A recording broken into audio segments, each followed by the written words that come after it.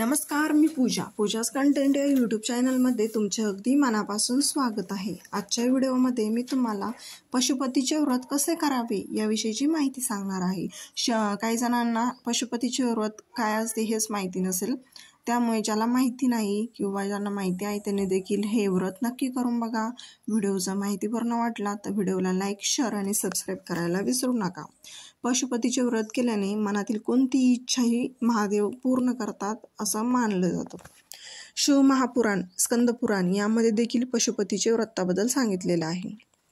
तुम्ही 5 सोमवार वर्षातील कोणत्याही महिन्यातील 5 सोमवारी हे व्रत करू शकता। हे पशुपतीचे व्रत करताना भक्तिभावाने केले तर कठीणातली कठीण कोणती जरी इच्छा असेल तर ती पूर्ण होते।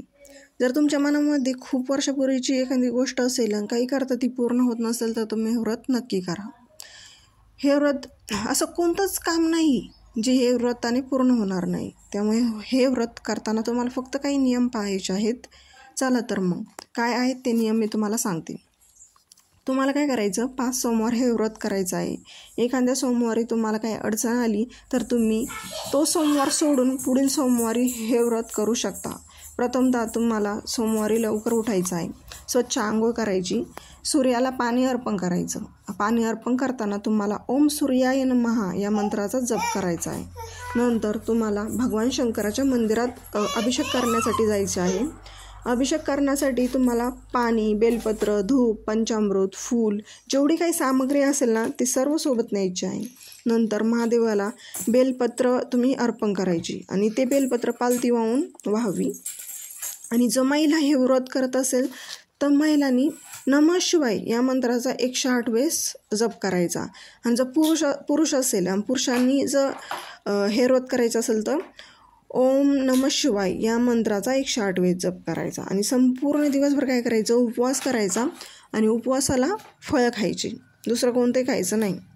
नंतर तुम्हाला संध्याकाळी सूर्य मावळण्याच्या वेळेस परत मंदिरात जायचं आणि जाताना तुम्हाला 6 तुपाचे दिवे न्यायचे आहे। आणि जाताना गोड नैवेद्य देखील तुम्हाला न्यावं लागेल, म्हणजे तो शिरा म्हणा किंवा मग कोणताही गोड नैवेद्य असेल तर तो तुम्ही जायचं आणि न्यायचं। नंतर शिवलिंगाची तुम्ही पूजा वगैरे करायची। 5 दिवे शिवलिंगावर तुम्ही तिथं लावायचे शिवलिंगापाशी। आणि जो नैवेद्य नेला आहे त्याचे 3 हिस्से करायचे। 2 हिस्से तुम्ही शिवलिंगावरच अर्पण करायचा आणि एक जो हिस्सा आहे ना तो येताना घरी न्यायचा आणि एक जो दिवा आहे तो देखील येताना घरी न्यायचा। घरी आल्यानंतर काय करायचं, तुम्ही उंबरठ्यावरच उजव्या बाजूला तो दिवा तिथे प्रज्वलित करायचा। आणि जो प्रसाद आणलेला आहे ना तुम्ही तो घरातील सर्व सदस्यांनी खायचा आहे।